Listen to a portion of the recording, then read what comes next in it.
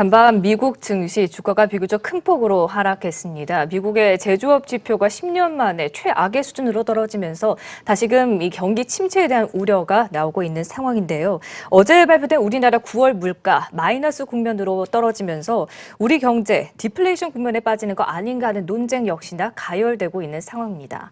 오늘은 이 상황을 좀 어떻게 봐야 하는지 이 문제에 대해서 심도 깊은 도움 말씀 들어보도록 하겠습니다. 한국경제신문 한상주 논설위원 나와 있습니다. 어서 오세요. 네, 안녕하십니까? 네, 10월 첫날부터 미국 증시가 좀 큰 폭으로 하락했습니다. 좀 어떻게 보셨습니까? 우리가 이거 지금 뉴욕 월가에서 이번에 그 9월달 제조업 지수 발표를 계기로 해서 경기 침체 논쟁이 있는 것은 아마 올해 그 5월달에 방송 한번 해드린 적이 있습니다.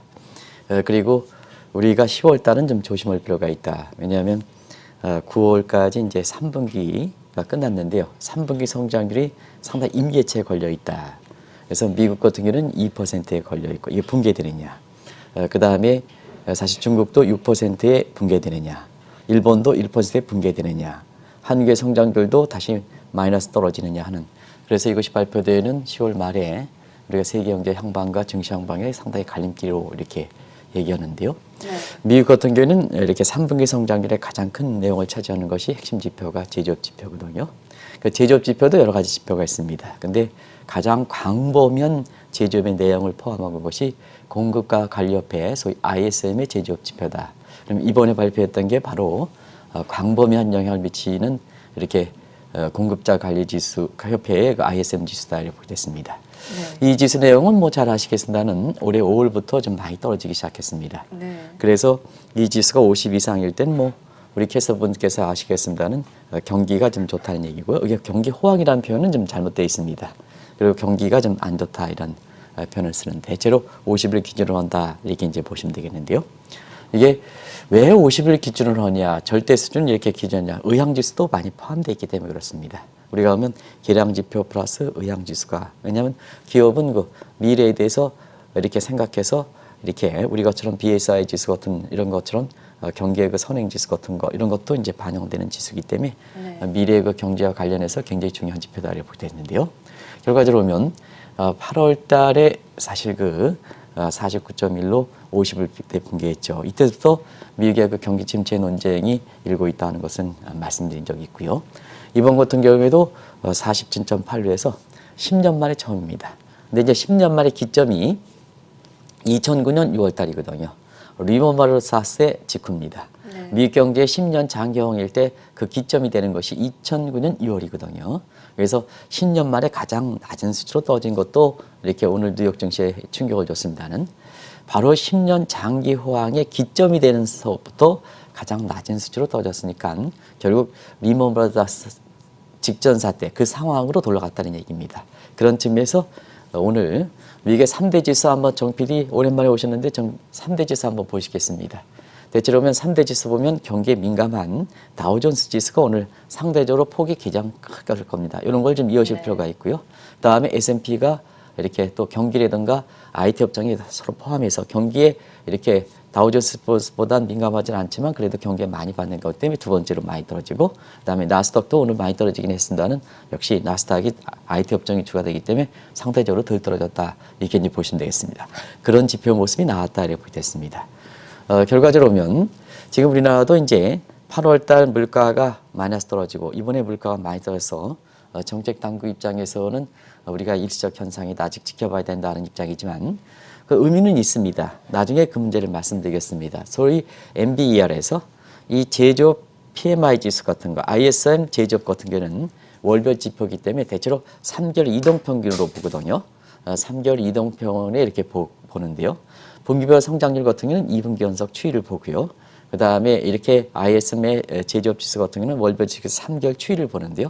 지금은 사실 8월 달에 50 붕괴된 게 49.1, 47.8에서 두 번 연속 붕괴됐죠. 네. 만약에 10월 달에 제조업 지수가 이렇게 붕괴될 때는 NBER 입장에서도 공식적으로 경기 침체를 선언할 수 있는, 물론 GDP도 같이 봐야 되겠지만 가장 핵심적 지표가 3개월 연속 이렇게 떨어지다 보니까 공식적으로는 NBER이 전미경제연구소가 경기 침체를 선언할 수 있는 의미를 갖고 있기 때문에 그렇다 이렇게 볼 수 있습니다. 네. 그러면 10월 달에 과연 50 이상으로 뛰어오를까 하는 측면에서 보면 지금 47.8이거든요. 47.8은 50m로 많이 떨어졌다는 얘기다. 그러면 이것이 복구가 만약에 된다 하더라도 50을 이렇게 올라가기는 상당히 힘든 게 아닌가 해서 지금은 경기 침체 논쟁이 굉장히 확산되고 있다 이렇게 이제 보시면 되겠습니다.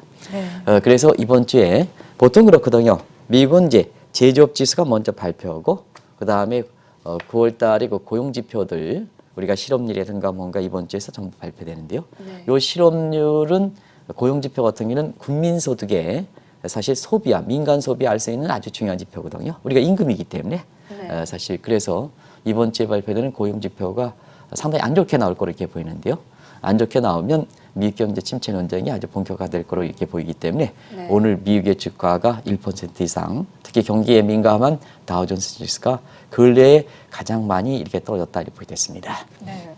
수많은 경제 지표 가운데서도 이렇게 제조업 지수가 부진하게 나온 가운데 이렇게 경기 침체 논쟁이 다시금 일어나는 것을 볼 때 미국 경제에 있어서는 제조업이 상당히 중요하기 때문이겠죠, 아무래도. 네, 많은 사람이 그런 얘기를 많이 해요. 우리나라도 이제 정책 단계 협의를 가면 고용 창출 때 서비스 분야를 개선해야 되지 않느냐 이런 쪽에 학자분들이 얘기하는데요. 네. 나름대로 의미는 있습니다는 사실 2008년, 2009년 서프라임 무역 사태, 그 다음에 리먼 브러스 사태 이후에 세계 각국들의 산업정책 서비스 육성보다는 제조업 육성 쪽으로 많이 바뀌었습니다. 그래서 지금 상태에서는 사실 콜린 크라이커의 산업 분리에서 보면 1차 농업, 2차 제조업, 3차 서비스업 할 때 서비스업 육성해서 고용 창출시킨다 하는 것이 우리나라도 지금 산업정책에서 이렇게 있습니다는 사실은 그게 세계적 흐름과 경기돼 있다 하는 것이 2009년 이후에 세계적인 금융 문제, 위기 문제가 복잡하다 보니까 실업 문제가 증폭되는 문제거든요. 네. 그러면 지금처럼 이렇게 사실상 이렇게 국민들이 이렇게 정부에 대해서 좀 이렇게 갑의 위치에서 이렇게 의뢰 위치에서 이 국민들이 소셜 네트워크에서 이제 대등한 지위로 관점을 감안해 볼 때는 국민들이 그 실업이 증대시킬 때는 정치 기반도 상당히 약화되는 문제가 있기 때문에 당시 오바마 정부 입장에서는 일자리 창출 대책에서 일자리 창출에 가장 이렇게 기여할 수 있겠다 해서 제조업을 육성하는 정책을 취했었거든요. 뭐 시청자 여러분 아시겠습니다는 그것이 결과적으로 금융위기에 미국의 산업정책이 바뀐 측면입니다. 그래서 미국의 산업정책의 가장 핵심적 부분가 제조업 육성 정책이다. 이렇게 이제 보시면 되겠는데요. 결국에는 이런 내용들이 쭉 해서 이렇게 오바마 정부 되는데요. 트럼프 정부 이후에는 어떠냐 하면 오바마 지휘기 속에서도 이 오바마 전직 이렇게 오바마 정부의 이렇게 리프레시 정책, 제조업 육성 정책은 그대로 받아들여서 오히려 더 강화된 모습이거든요. 그래서 법인세를 35%에서 20% 떨어진가, 2차 단계를 15% 떨어져서 자, 흑묘백묘 필요 없다. 미국 기업, 그다음에 외국 기업 다 필요 없다. 그냥 다 들어와라. 구별이 왜 필요 없냐. 다 들어오다 해서 지금은 그 트럼프 입장에서는 외국 기업들이 들어오면 백악관의 집무실까지 그 초청. 우리나라 롯데의 신동빈 회장이 그랬었죠. 그래서 이런 쪽으로 제조업의 부활 정책을 추진하고 있다 이렇게 보겠습니다. 그리고 또 한 가지는 여기에 이렇게 구마를 맞춰서 페드 입장도 물가는 안정돼 있다. 그러면 왜 설립 목적인 이렇게 1913년 물가 안정돼 있으면 왜 페드가 필요하느냐? 페드가 무용론이 제기할 수 있거든요. 그래서 여기에 듀얼 맨데이트 양대 책무를 해서 오바마 정부의 그 제조업 육성 정책과 마찬가지로 그 목적이 고용 창출이니까 고용 창출이라는 문제를 물가 안정에 더 덧붙여서 지금 양대 목표로 설정해서 지금까지 이렇게 오는 상태거든요. 네. 근데 그러한 이렇게 미국 정부의 가장 핵심적인 중점 사안이 제조업이 이렇게 붕괴됐다.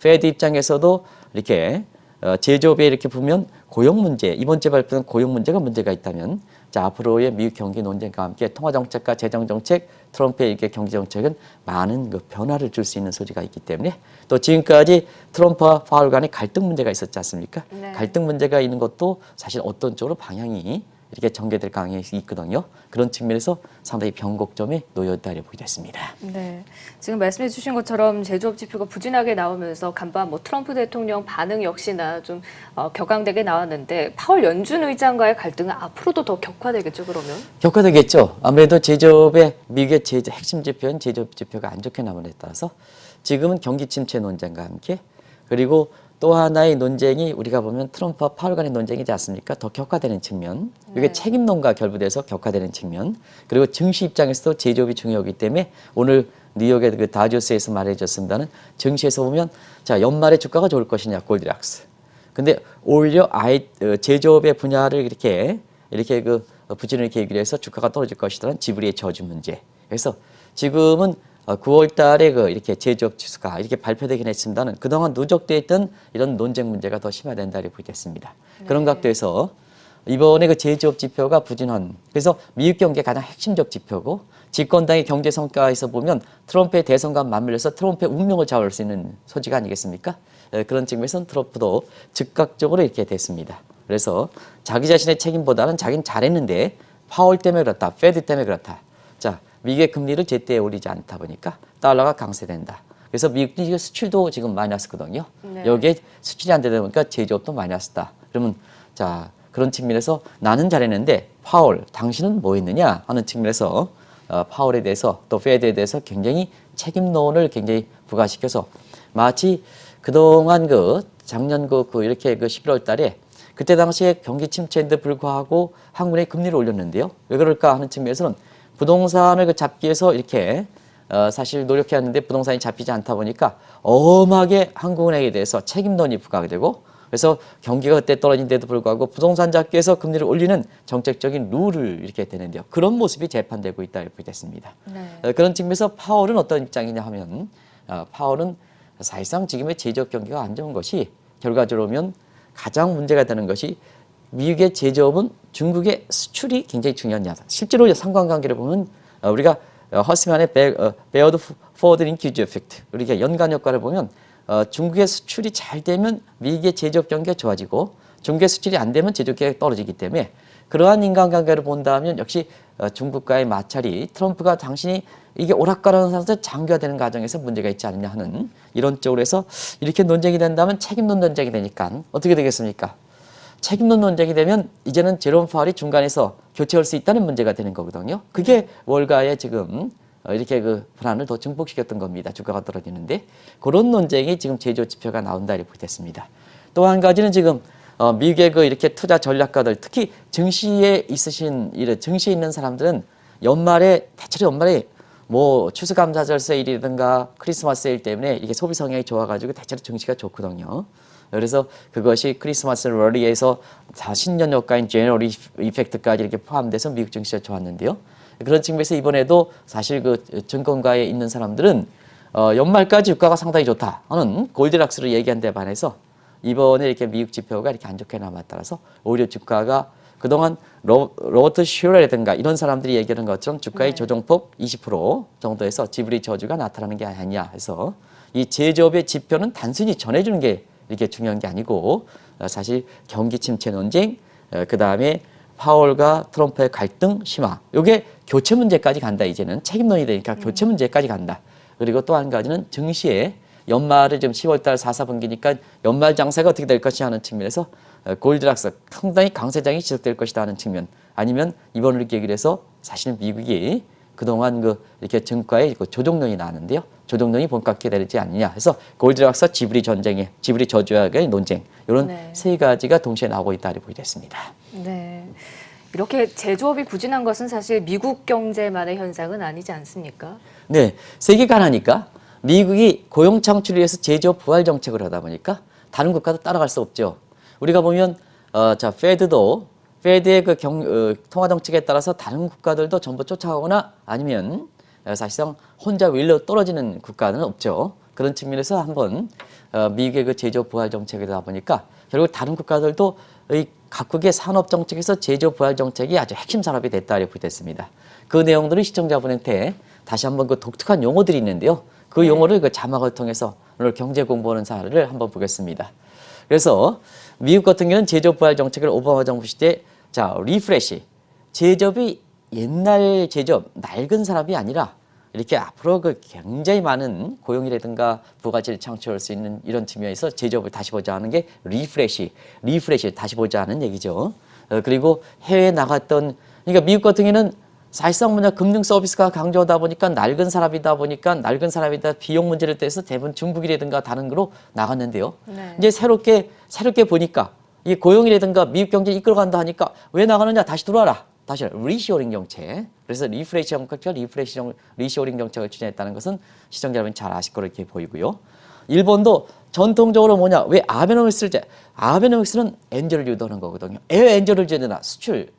일본이 전후의 경제에서 압축 성장을 이끌어갈 때 수출 주도형이거든요. 그게 제조업이거든요. 그래서 제조업을 다시 부활시키자 하는 것이 아베노믹스 이꼬르 엔저를 통해서 제조업을 이렇게 부활시킨다 해서 리커버리 정책이라고 얘기했죠. 독특한 용어입니다.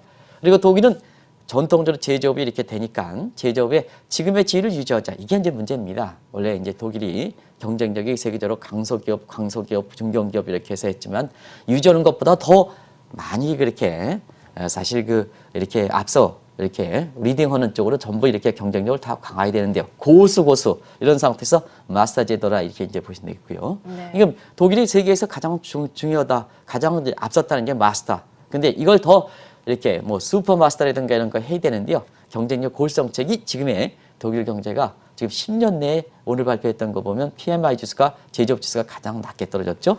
그리고 유럽도 이게 7년 만에 제조업 지수가 가장 낮게 떨어졌습니다. 그래서 시청자 여러분, 미국의 제조업만 10년 만에 최저치를 떨어지는 게 아니라 전부 유럽도 지금 난리가 났습니다. 독일도 10년 만에 제조업 강국인데 그걸 제조업이 독일이 유럽의 주도하다 보니까 유럽도 7년 만에 가장 낮게 제조업이 떨어졌죠. 그래서 제조업 분야를 단순히 미국만 보시지 말고 미국의 제조업 부활 정책을 다른 국가들이 쫓아갔으니까 미국이 안 좋으면 다른 국가도 안 좋다. 그리고 세계 연계는 가치 사슬에 연결되게 가지고 하나가 나쁘면 중심국이 안 좋으면 다른 거 다 나쁘다 이렇게 보시면 되겠습니다.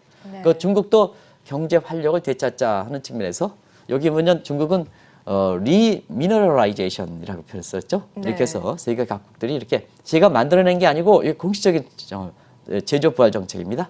이런 정책에서 한국도 제조업 부활 정책을 하자 이 논란이 박근혜 정부 때 했습니다는 사실 이것이 뭐냐. 여러 가지 요인에서 잘 추진되지 않는 것이 한국 경제 지금의 어려운 상황을 이렇게 봉착하는 문제죠.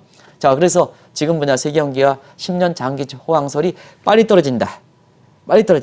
2차 세계대전 직전과 흡사하다. 이런 얘기를 우리가 방송에서 이렇게 미리 말씀드렸던 것도 어떤 사람은 엊그제까지 세계 경제가 호황이라고 전후 최장의 경기를 하는데 왜 당신은 느닷없이 2차 세계대전 직전과 동일하냐 하면 사실 세계 경제를 이끌었던 제조업 중증산업들이 이렇게 10년 만에 최저치, 7년 만에 최저치, 독일 같은 일본 같은 경우는 3년 만에 최저치, 중국도 제조업 무너져서 바오류 붕괴되니까 결과적으로 10년 장기 호황설이 이렇게 종료가 돼서 호황설 조정학계 바로 이렇게 공학에 대한 디플의 우려 이게 나오는 게 바로 그런 측면에서 이해될 수 있다 이렇게 볼 수 있습니다. 네, 정말 미국뿐만 아니라 각국의 이제 경기 지표들이 상당히 좀 부진하게 계속해서 나오고 있는 가운데 지금 한 의원님께서 말씀해 주셨던 ISM 지표도 지금 그래프로 준비가 되어 있습니다. 보시다시피 2017년 이후부터 급격하게 지금 하락하는 모습을 보면서 지금 현재 47.8까지 내려온 모습 보실 수 있는데요. 이렇게 경기 침체 논쟁이 일고 있습니다만 우리는 지난달 물가가 또 마이너스 국면으로 떨어지지 않았습니까? 네, 어제 발표했죠. 네. 그래서 그 계기로 해서 사실상 8월 달에도 디프레 논쟁이 있을 수가 있다 해서 저희과랑 같이 이렇게 방송을 해드린 적이 있는데요.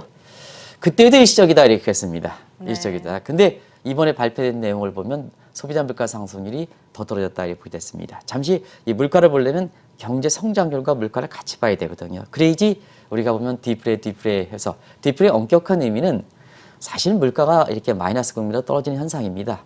물가가 마이너스 떨어지면 이유 불문 그런 디프레로 얘기할 수가 있습니다. 그래서 보통 3개월 지속되느냐 이 여부가 경기 논쟁인데요.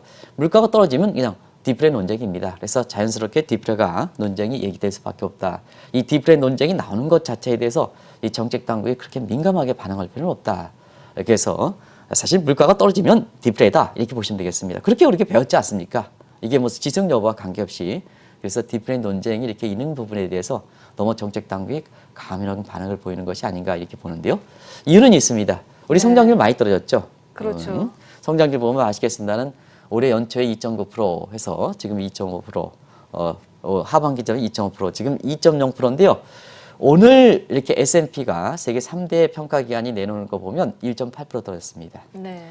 자, 성장률 1%가 우리가 이제 1인당 GDP가 3만 달러입니다. 미국은 6만 달러입니다. 일본도 5만 달러입니다. 가야 될 길이 많은 겁니다. 가야 될 길이 많은 거에서 시청자 여러분 1% 성장률이 뭡니까? 1% 성장률이 지금 뭐냐 우리 경제 성장률 이유 불문 1% 성장률이 나온다는 것은 그 자체가 뭐냐? 경기 침체다 이렇게 보이도 했습니다. 경기 침체다 이렇게 보이도 했습니다. 우리가 지금 경제 연령상으로 보면 이렇게 보면 청소년기 후반기에서 앞으로 가야 될 길 젊음인데요. 이게 성장률이 이렇게 1%에 하면 경기가 뭐냐? 이 나이에 비게 거늘거거든요. 경제 조러 문제가 발생하는 거거든요. 그런 상태에서 성장률이 떨어지다 보니까 결과적으로 보면 자, 앞서 말씀드린 것이 우리가 올해 들어서 경기 순환상으로 보면 올해 1, 4분기의 경제 성장률은 마이너스 0.4 전분기 대비 연율 보면 마이너스 1.6%죠. 근데 2분기 때 베이스 이펙트 때문에 이게 1%대로 회복됐다가 다시 3분기에는 지금의 모습으로 올 때 마이너스로 떨어지는 게 아니냐. 그래서 경기 순환상으로 보면은 W장 장기 침체를 예고하고 어제 한국경제신문에서도 경제 원로 있잖아요. 우리나라의 경제 정책에 전부 책임을 맡은 사람이 이미 장기 불황에 들어가고 있다는 평가를 내린 적도 아마 그 기사를 읽어보셨을 겁니다. 그래서 성장률이 많이 떨어진다. 그런 상태에서 물가 지표 한번 보겠습니다. 8월 달에 우리 물가는요. 이게 물가가 일시적 현상이 아닙니다. 올해 들어서 1월서부터 7월까지 물가가 0%입니다. 우리 물가가 0%입니다. 네. 그리고 8월 달에 우리 물가가 여기 있습니다. 마이너스 0.038인데요. 요거 그냥 이렇게 정책 당국 입장에서 보면 요거 8을 그냥 반올림 하기를 싫어할 겁니다. 마이너스 0.03. 그러나 반올림 오면 0.034가 되겠죠? 근데 마이너스 떨어졌습니다. 일시적 현상이냐? 일시적 현상은 무슨 일시적 현상입니까? 9월 달에 물가가 마이너스 0.4까지 떨어졌죠. 이유 불문 말해서 지표가 나온 겁니다. 그래서 1965년 물가 통계가 작성한 이후에 가장 낮은 수치다 이렇게 이제 보시면 되겠습니다. 그래서 지금 정책 당국 입장에선 이 디플레 논쟁에 대해서 굉장히 민감한 반응을 보이는데요. 네. 이건 나중에 말씀드리겠지만 올해 들어서 디플레 논쟁이 계속해서 얘기했는데요. 물가의 그 주무부서인 한국은행도 여러 가지 이유를 들어서 디플레가 아니다 하는데요. 사실 그때부터 굉장히 디플레에 대해서 굉장히 민감한 반응을 보였거든요. 왜냐? 디플레 논쟁이 되면 잃어버린 20년, 일본처럼 잃어버린 20년 장기 불황, 중징후 감정 이런 얘기가 나올 수 있기 때문에 이거에 더 민감하게 반응을 보이지 않냐 생각합니다. 근데 이번에도 또 정책 단계에서 이례적으로 우리 물가가 마이너스 0.4% 이렇게 나오다 보니까 네. 디플레는 아니다. 일시적 현상이다. 그래서 이후의 모습을 한번 지켜보실 필요가 있다 이렇게 보시다 했습니다. 네, 지금 맨 아래쪽에 정책 당국에서도 이제 공급 측 요인으로 인해서 이렇게 물가가 마이너스로 떨어졌다라고 밝혔다고 하는데 이게 정확히 무슨 뜻인가요? 네, 사실은 이 공급 측 요인과 수요 측 요인인데요. 수요 측 요인과 공급 측 우리가 보면 이제 조금 좀 어려운 얘기가 오겠습니다는 노동시장과 그다음에 상품시장과 금융시장을 모두 반영한 것이 소위 상품시장에서 보면 이렇게 노동시장을 통해서는 이 총공급, 그래서 Aggregate Supply Curve가 나오고요. 그래서 성장적 물가라는 에서 나오는 거고요. 네. 그다음에 상품과 이렇게 금융시장을 어울려서 IS LN 커브에서 Aggregate 디맨드 커브가 나오는 거거든요. 그래서 그것이 서플라이의 디맨드 맞들려서 성장률이 결정되고 물가가 결정된다. 이렇게 이제 보시면 되겠습니다. 그런 각도에서 나오는 거다 이렇게 됐습니다. 자, 그런 측면에서 물가의 변화는 공급 측 요인이냐, 총 공급 측 요인이냐, 수요 측 요인이냐. 다시 얘기하면 공급 측은 대부분 다 비용 요건이다. 그래서 어제 물가가 떨어진 것이 대부분 다 농산물 가격 떨어졌다. 그 다음에 석유류 가격이 있다. 공급 측 요인이죠. 그래서 네. 공급 측 요인이다. 그래서 여러 가지 그 무상 배분에 의해서 물가가 떨어지는 요인도 공급 측 요인이겠죠. 이 요인이 주가 된다는 얘기입니다. 그럼 물가가 떨어지는 요인이 주가 되니까 결국 물가가 마이너스 떨어지더라도 디플레 논쟁은 아니다. 왜 디플레 논쟁은 경제 성장률 떨어져야 되지 않느냐. 근데 우리가 경제 성장률은 안 떨어졌다는 얘기입니다. 물가가 떨어지는 것이 총수요 측면에서 경기적 요인을 반영하는 그 측면이 아니다는 얘기입니다. 그래서 그러면 이제 두 가지 측면에서 보겠습니다. 네. 우리가 보면 계절적 요인이 뺀 것을 보면 근원 물가가 있습니다. 근원 물가가 가장 안 좋은 수준이다 하는 측면에서 정부에 이렇게 그 논리는 좀 이게 일시적 현상만이냐 하는 측면에서 굉장히 캐션을 그리는 거고요. 그리고 다른 국가들 한번 보겠습니다.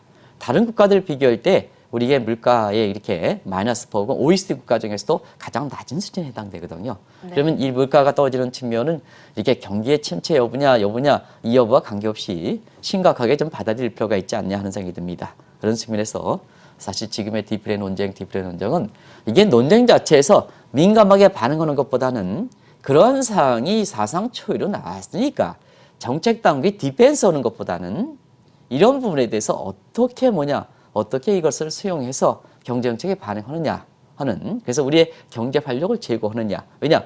물가가 마이너스 떨어진다는 것은 종합적인 경제 활력이 떨어지고 있다는 지표거든요. 네. 떨어지고 있다는 지표입니다.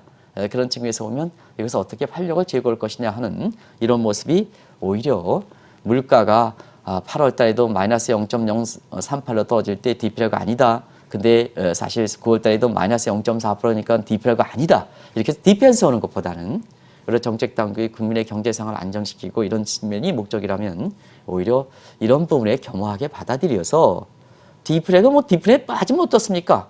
빠지면 그걸 빨리 극복해서 선제적 대책해서 빨리 극복하고 나가는 게 우리 국민들의 자세고 정책 당국의 자세겠죠. 그래서 너무 민감하게 이런 논쟁을 이렇게 그 지표가 발표하다 얘기하다 보니까 그게 오히려 디플레 논쟁을 국민의 관심사로 증폭시키는 측면이 있다.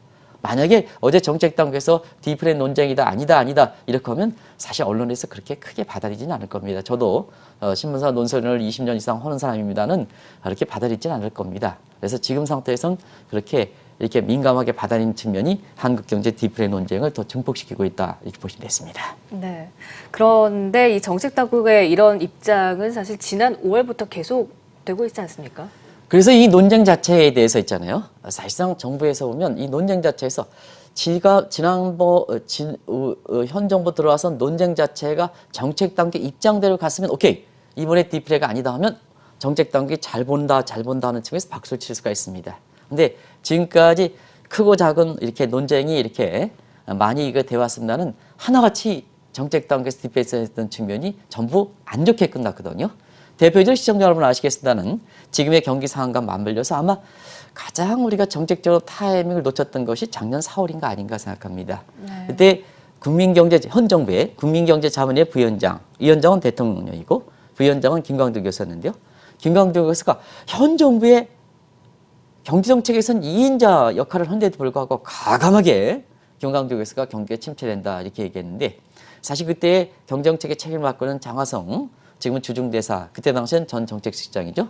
이 정책실장에서 무슨 얘기냐. 소득주도 성장 나쁘지 않다. 조금만 봐라, 지켜봐라. 그때 당시에는 내년, 올해부터 사실 경기가 아주 강하게 반등할 것이다 하는데요. 사실 그 경기 침체 논쟁에서 이제 이렇게 장하성 교수님이 이렇게 나옵니다는 사실 지금 장하성 교수가 아니죠. 주중대사인데. 사실 그 여러 가지 국제적으로 화제를 이렇게 불러일으키고 있습니다는 좋은 측면보단 나쁜 측면에서 화제를 불러일으키고 있습니다는 사실 이렇게 그때 당시에 경기 침체 논쟁이 지금은 경기가 어려워져 있거든요. 네. 그래서 정책 당시 디펜스 했던 부분이 잘못 안 됐다는 얘기입니다. 그러면 이제 이 디플레 관련해서도 올해 5월 달에 현대경제연구원에서 보면 자 5월 달에 우리의 물가가 소비자 물가가 0.7% 나왔거든요. 0.7% 나왔습니다. 0.7% 나는데요. 이게 물가 하향세가 만만치 않다 해서 이렇게 우리가 준 디플레 국면이다. 그래서 이때도 통화정책 측면에서는요. 여유가 있었던 때입니다. 만약에. 근데 한국의 입장에서는 디플레 취약지수, 저희 디플레 취약지수가 뭔지 하지 지표 구성 내용을 한번 쭉 봤습니다. 근데 일반인 사람이 상당히 이렇게 보기가 좀 어려운 측면인데요. 이 디플레 취약지수는 이상한 지표를 들이대서 디플레가 아니다 하는 입장이었었고 그 다음에 정부 단계에서는 디플레 현장을 꺼내는 그 자체가 부끄러운 일이다. 그런데요. 물가는 어떻게 됐냐? 자, 그때 당시에 우리 소비자 물가 상승률이 0.7%였다. 8월 달에 마이너스 0.038% 떨어졌다. 9월 달에 마이너스 0.4% 떨어졌다. 그러면 오케이. 그 올해 5월서부터 지금까지 이렇게 불과 4개월이죠? 5개월이 되나요? 5월, 6월, 7월, 8월, 9월 5개월 정도에 우리 물가가 사실 0.7에서 마이너스 0.4니까 랜드포로 보면 1% 이상, 1%포인트 빨리 떨어졌다는 얘기거든요. 빨리. 그렇죠. 많이 떨어졌다는 얘기거든요. 그런 측면에서 사실 정책 당국이 그동안 이렇게 각종 논쟁일 때 진단했던 내용이 그것도 틀려도 상당만 틀렸기 때문에 이번에 그 디플레 논쟁이 아니다 하는 측면에서도 정책성적인 국민이 받아들이느냐 하는 측면에서는 사실 하나의 캐션을 그린다 이렇게 보게 됐습니다. 네, 지금 말씀해 주신 것처럼 정책 당국의 입장이니까 작년 4월에 나왔던 이 디플레 논쟁이 있을 때 역시나 좀 크게 틀렸다라고 지적을 해주셨는데 이에 대해서 좀 어떻게 보십니까? 예, 작년에 경기 침체 논쟁, 그 다음에 사실상 이번에 디플레 논쟁, 네. 이 논쟁 자체는 그렇게 중요한 건 아닙니다. 그만큼 논쟁이 이렇다는 것은 경제 성장률이든 그 다음에 물가든 제대로 안 들어간다는 얘기거든요. 그걸 겸허하게 받아야 할 필요가 있다. 그래서 국정의 그 경제 성과의 지표 일부 지표만 이게 일부 지표만 이렇게 지표만 집착하는 과정에서 이렇게 여기 이제 보통 프레임에 갇혀 있다 이렇게 얘기하거든요. 근데 지금은 경제 지표가 모든 사항을 이렇게 파악하지 않기 때문에 미국이라든가 선진국에서는 경제 지표가 설령 괜찮다 하더라도 국민이 불안하고 그다음에 시장이 불안하면 그것까지 포함해서 경제 정책을 미리 추진한다 이렇게 됐습니다. 두 가지 측면. 그래서 사실 정책 수용층의 경제 생활 안정시키고 불안을 이루는데 더 중요하다. 사실 경제 지표를 이렇게 추진하는 이렇게 경제정책 당국자들이 목표를 설정할 때 그 성과 달성 여부와 관계없이 국민 편에서 경제정책은 뭐냐? 국민의 경제 생활을 안정시키는 게 아니냐. 그래서 지표가 설령 좋다 하더라도 미국 것처럼 설령 좋다 국민이 어려우면 그다음에 시장이 어려우면 금리를 내린다. 돈도 푼다. 이렇게 보시면 되겠습니다. 이게 프레임 이펙트다 이렇게 보게 되겠습니다. 그래서 정책의 수용 범위가 지표만 중시하는 게 아니라 국민들이 뭐냐, 국민들의 경제상을 안정시킨다는 측면에서 프레임에 갇혀져 있는 게 아니라 프레임 이펙트를 중요한다. 이게 첫 번째고요. 두 번째는 뭐냐? 두 번째는 지금처럼 라이프 사이클이 갈 때는 보고 논쟁이 끝나고 그걸 확인하고 하면 넣는다. 우리가 부동산 대책과 관련해서 지금 강남 지역의 부동산은 올라가지 않습니까? 그래서 뭐든지 뭐냐, 프리엠프티브 선제적으로 해야 된다. 네. 뉴노멀 환경이니까 뭐냐, 앞으로 어떻게 될지 모르니까 이론과 기본이 다 통하지 않으니까 어떤 환경이 도출될지 모른다. 그런 측면에서는 뭐든지 예방적 정책이 중요하다는 측면에서 지금은 이렇게 디프레ண்ட் 원정보다는 과감하게 금리 인하라든가 이런 걸 추진해서 일단은 지금은 뭐냐, 경제는요 이렇게 어렵게 디프레ண்ட் 원정하고 침체 원정보다는 어떻습니까? 좀 찰찰 넘쳐서 좀 인프레가 돼서 이렇게 해서 인프레가 이렇게 하지만 경기가 좀 찰찰 넘치는 게 좋은 겁니다. 그래서 저는 디프레보다는 자 인프레가 괜찮다 얘기합니다. 경기에서 보면 가장 안 좋은 게 디프레 논쟁이거든요. 그냥 조금 좀 과감하더라도 조금 좀 국민 생활을 좀 이렇게 해서 찰찰 넘치게 하면 현 집권당에서 박수를 친다. 무슨 문제, 지금의 사회 일련에 가는 여러 가지 문제에도 불구하고 내 살림살이만 괜찮으면 현 정부에서 박수를 친다. 이렇게 이제 보시면 되겠습니다. 이렇게 해서 너무 이렇게 이런 부분에 대해서 지표 자체 아주 이렇게 해서 민감하게 받아들일 필요는 없다. 국민 편에서 생각하면 다 풀린다 하는 것을 말씀드리겠습니다. 네. 간밤 미국의 경기 지표, 제조업 지표가 상당히 부진하게 나왔고 또 우리나라 9월 물가 역시나 마이너스 국면으로 떨어지면서 경기 침체에 대한 논쟁, 우려가 격화되었습니다. 이러면서 오늘은 이 사안에 대해서 좀 심도 깊은 도움 말씀 들어봤습니다. 지금까지 한국경제신문 한상춘 논사위원과 함께했습니다. 말씀 고맙습니다. 네, 고맙습니다.